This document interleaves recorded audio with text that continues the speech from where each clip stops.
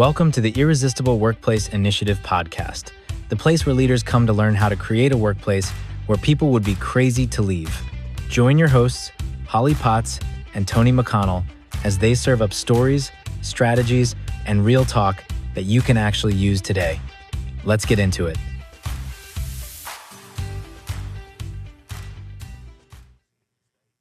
Welcome back to the Irresistible Workplace Initiative podcast, the place where leaders come to talk about how to make a workplace that would be crazy to leave. Got Tony McConnell with me, as always, today, and we're going to be talking about clarity, Tony. I love clarity. Are you sure? I'm pretty sure. You weren't very clear on that. I know. Clarity is it's a tricky one, but it came up for us recently with our IWI leadership table that we're doing. And tell me why you chose clarity as one of our very first topics of discussion. The biggest reason is because clarity is almost essential for trust to be built, and clarity is essential for accountability, and for everything else as we go forward in the process of training the next generation of leaders. Clarity sets up good accountability. You can't have good accountability if people don't know what they're being held accountable for. It also is really good for feedback. Feedback feels like it's a personal attack if somebody's not clear on what you're giving them feedback about. It is just a building block that I wanted to make sure we covered right away. I didn't want to come back to clarity after we'd already talked about accountability. I wanted the group that we have, who are very smart, they're a very smart group and a very good group, and they understand the pains of of not having clarity sometimes. Yes. So I think they'll be really good. I think it was a good point to start with, and as we were developing it, it just kept coming back to, clarity isn't all these. Yes. Clarity, it's kind of like trust is in everything. Yes. But clarity even is where trust, actually is shown. Yes. So clarity is kind of a general word that we could just throw out there, like integrity or anything else. So when you're thinking clarity in the workplace, kind of name me some places where it can get unclear. One of the ones that seems to happen a lot that, you and I have talked about is role clarity. What is my role? What are my expectations, and what are your expectations of me? And what are my expectations of people who are supporting me? Yes, but role clarity is one that will bite you in the rear. That's right. Whose is this really to do? Quick. Yeah. And really if it's, quick. what does he say? If it's everybody's, it's nobody's. Yeah, if it's everybody's, and if you got more than two people responsible for it, then nobody's responsible for it. Yeah. Yes. And that's what I like about EOS is, when you have the accountability chart, which is one of the best clarity tools out there, is, you got your 4 or 5 things, 6 things in your box that you are responsible for. You. We talked a lot of that the other day about clarity of expectations too. So not even just the role itself, but how maybe something, people make assumptions, right? Oh, it should get played out this way or that way.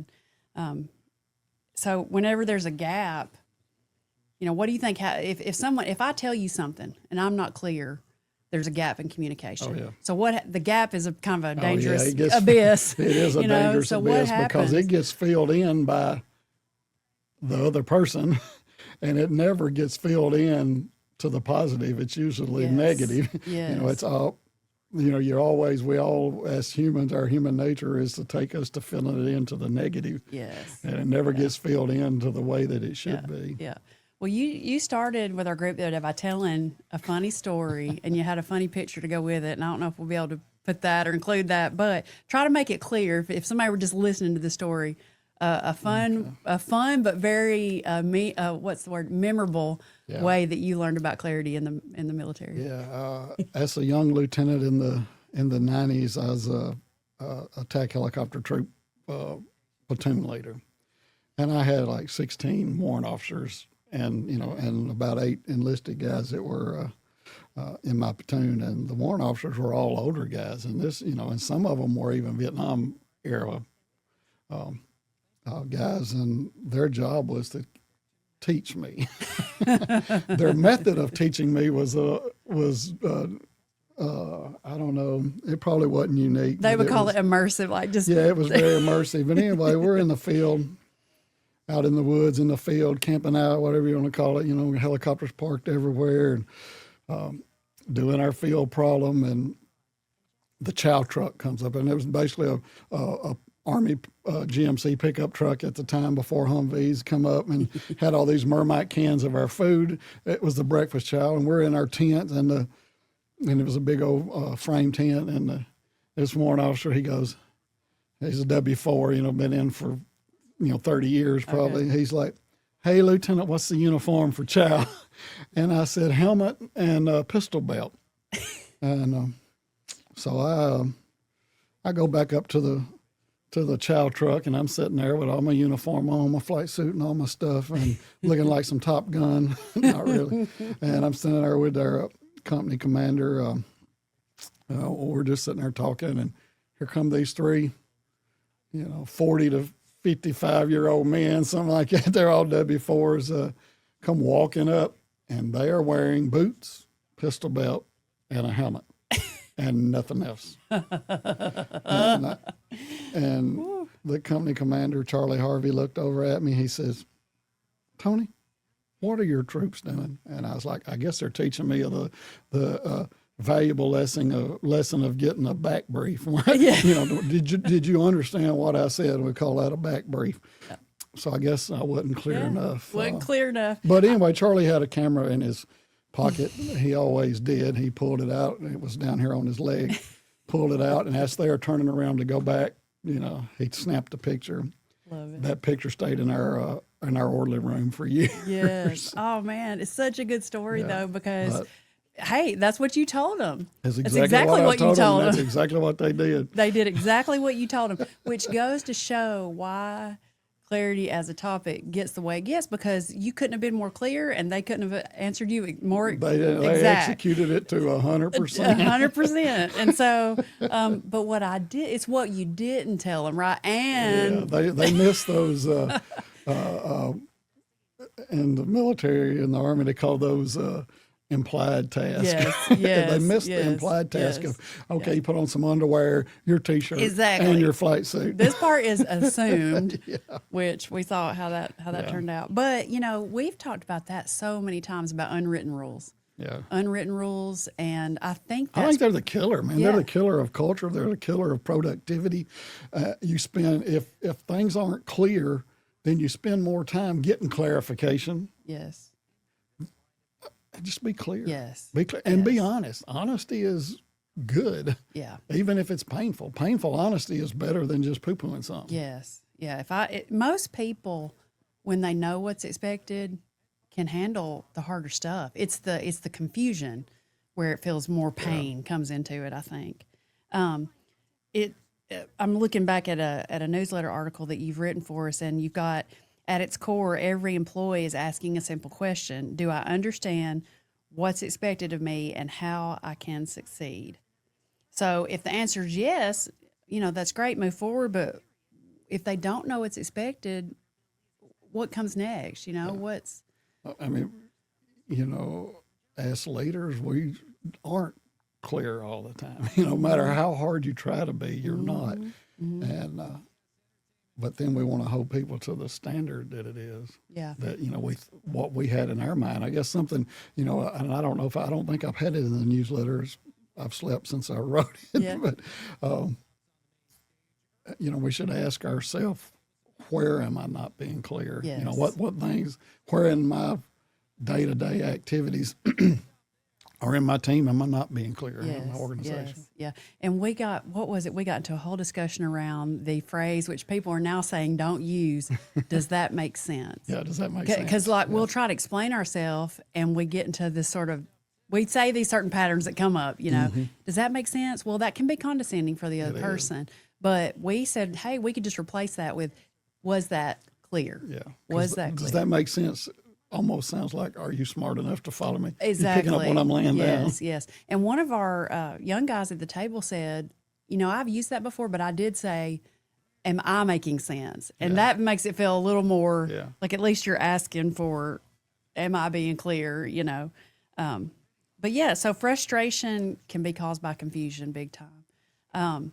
When there are unwritten rules, I wonder what are some of the questions we can ask to realize when those are in operation and get clear things on the table. Because to me, I guess time frames is an example. Oh yeah, time frames are deadlines. Yes, time frames deadlines. Yeah. Is hey, when you get a chance, can you get to this? Right. Do you really mean when you get a chance, or do you want me to drop all this other stuff I'm doing and do this? Right. So priorities. That was one of the ones we talked about. Right. Clarity of priority. So if someone comes to you and they're your supervisor and they're like, "Hey, when you get a moment, work on this," you don't know, or maybe can't sense from the urgency without asking further questions. Do you think most people feel confident to clarify the priority with their supervisor, or should that maybe go the other way around? 50-50. Yeah. I think a strong culture, where there's a lot of psychological safety and there's a good amount of feedback involved. And, if our 6 pillars are all being, practiced on a daily basis and leaders are being intentional, at all levels, I think the safety to ask, right, doesn't make you want, don't look down at somebody like they're, well, why did you ask that? Did you not understand? Well, no, they didn't understand or they wouldn't ask. That right. It obviously wasn't clear. And I think that came up in our discussion where they go, well, you don't want to look dumb. Yeah. I mean, if we could just say that out loud for everybody right now in the workplace, most people do not want to look dumb. That's and right. they will do anything to avoid it. And so even when you need clarity to move forward, the fear of looking dumb is stronger than the need for clarity sometimes. Yeah, it is. And, in a high-performing environment or a competitive environment, I almost say cutthroat, but it's not really cutthroat. But in a competitive environment where if you're trying to get that little edge over a competitor, asking may give a perception of you're not quite ready yet. Yeah. And that's not good. I mean, it's not a good thing. Yeah. You said, we're talking about the funny story that you told that, well, I didn't do a back brief. Explain, that's kind of jargon that I wouldn't use, back brief, right? Maybe I know what a debrief is. Tell me what a back brief is. And a back brief is normally like if you go into an operations order briefing or to get ready to go do a mission briefing or something like that, you go in and the briefer will stand up and they'll go through the whole thing, and then you'll go around to the various leaders and get a formal back brief. Okay, this is, like if I'm a company commander or a battalion commander and I'm getting a brigade briefing, they'll be like, okay, Tony, what are you doing? And you'll go through each sequence of events so that, we know that you follow this. Everybody's stuff is synced up and they know that you know what you've got there. Right. They've had to put it back in their own words back to you. Yeah. And I wonder if that can be translated right to the workplace. Same thing. It really is. It's really just a quick form of feedback. That's all it is. You just, you just go, I could have asked, okay, now I said pistol, Kevlar and pistol belt. What did you get? What are you guys going to be doing? Yes. And they would have said, oh, we're just going to wear a pistol. And I still might have missed it because I assumed that they weren't, trying to I love catch it. me. That's what do they call it? It's a good allegory, to say, man, it developed me early in life. You'll never forget that image of those fellas. And I've seen it, and it's burned in my brain too. Them walking away, the back sides of those 3 guys with those belts and boots, it'll stay with you. So assumptions are a big part of it where, clarity and frustration can come in. So we talked a little bit in our meeting about outcomes that are well-defined, visible, observable, measurable. Like, how does I can't remember the exact acronym, Tony, if you can remind me, but I know we had, let's see, defined, visible, measurable. Time with a time bound. That's it. That's it. Yeah, it's almost like any milestone when you're building milestones or you're building the rocks in the EOS world of you want something that's clearly defined, something that's measurable. It's almost like having a smart goal. A smart goal. Yeah, it's the same thing, really. So say somebody comes to you and they're like, hey, when you get a chance, what is that time? What is get a chance? What does that mean? So what are some questions if I came to you and said, Tony, when you get a chance, can you contact so-and-so about the event we're having in July? Yeah. What more would you need to know? What kind of questions could you ask around something like that, Well, knowing myself, and you said that, I would go to my default is never put off till tomorrow what I can put off till the next day. Okay. And if I wait till the last minute, it only takes a minute. A minute to do it. Right, But, right. I need to know, is this something that you need to know so that you can, because you may have a task that you're working on. Right. That I'm waiting on that That you're waiting information. on that. Right. Yeah. Like What how- is the priority of this? Is it important? Yes. Is it not? And I think, if in an organization, if you just sort of standardize, Yes. I said sort of, that not very standard, but if you standardize,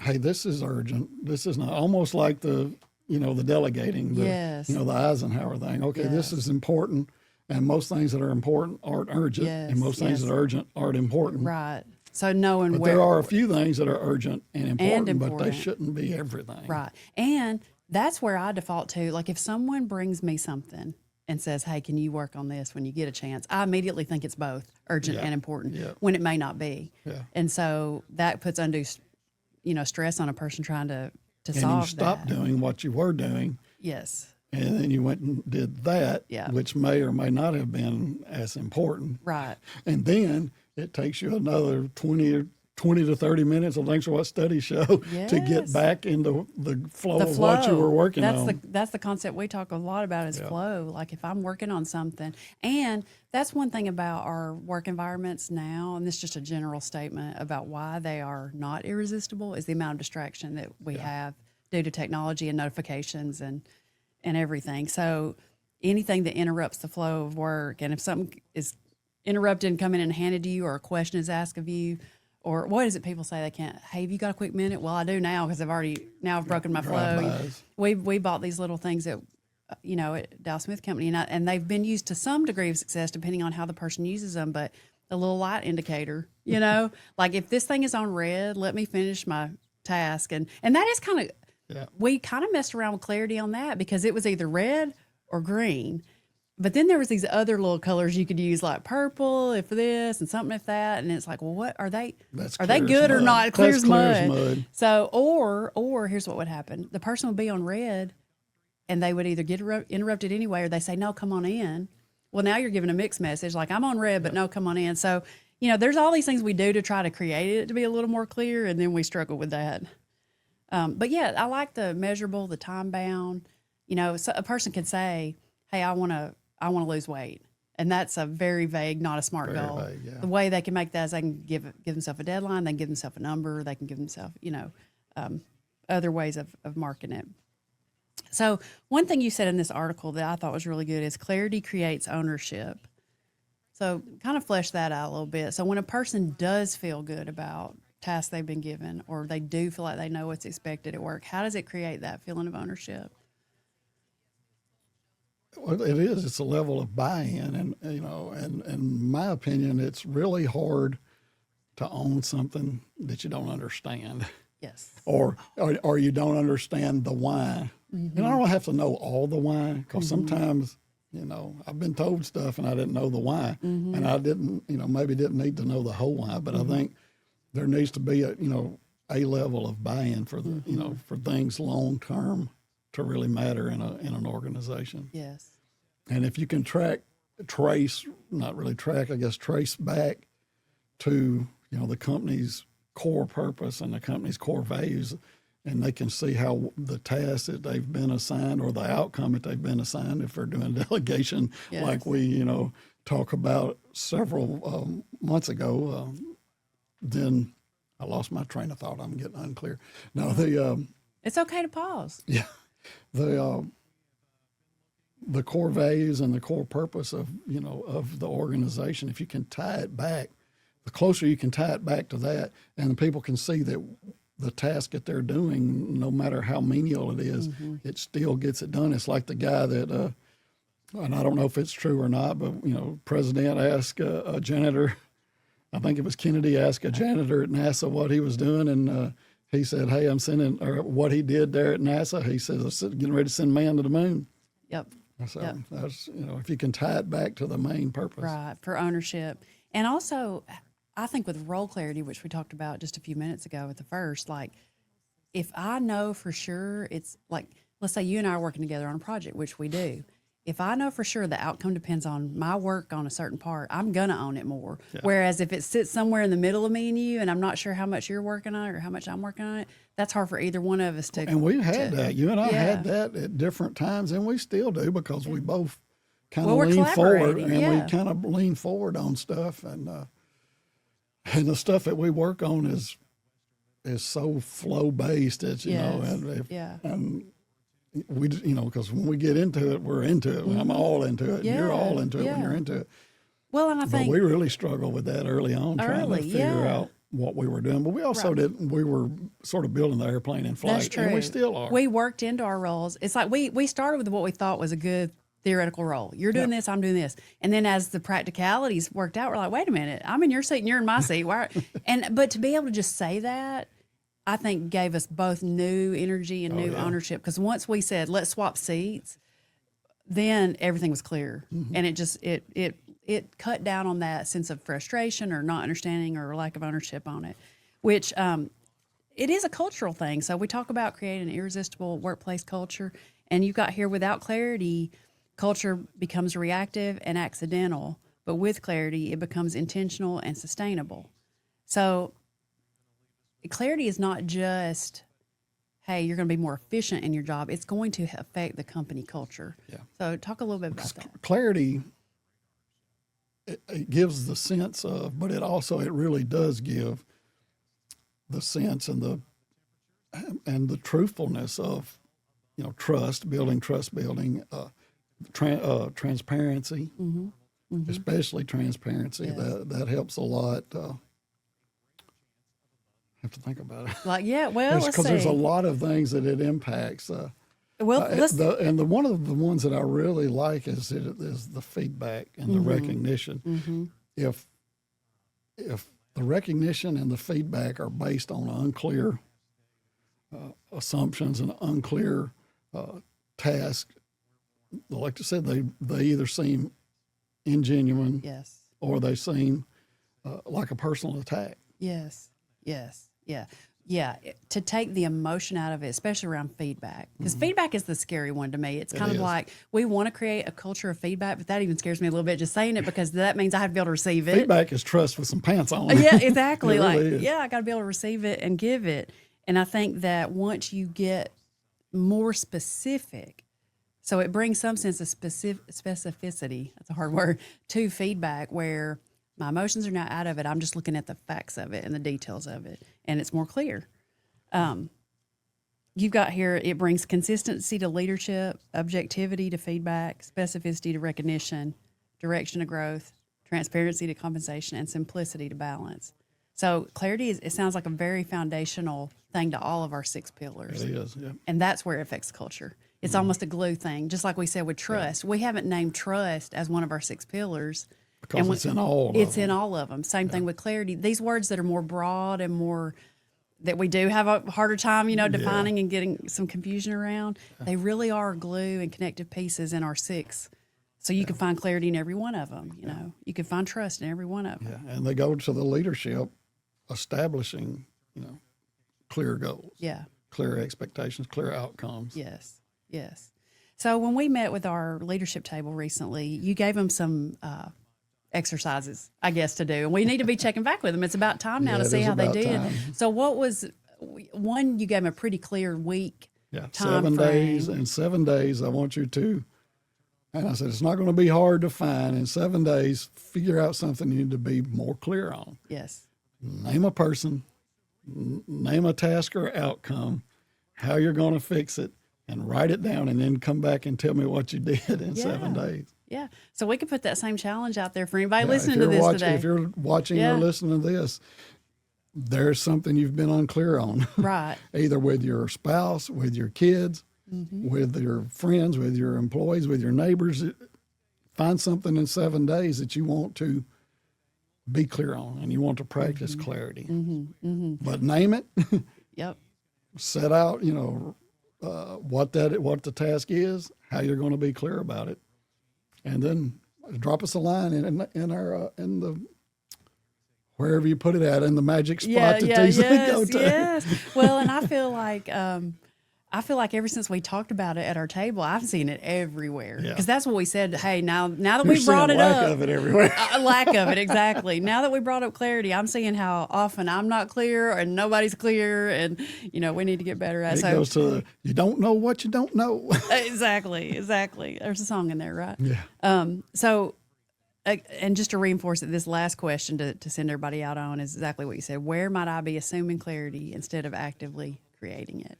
And if you look for a way, if you look for the specifics of who, when, how, what, why that you just talked about, whether it's personal or work, you're going to find out where the assumptions are and be able to get more clear. Mm-hmm.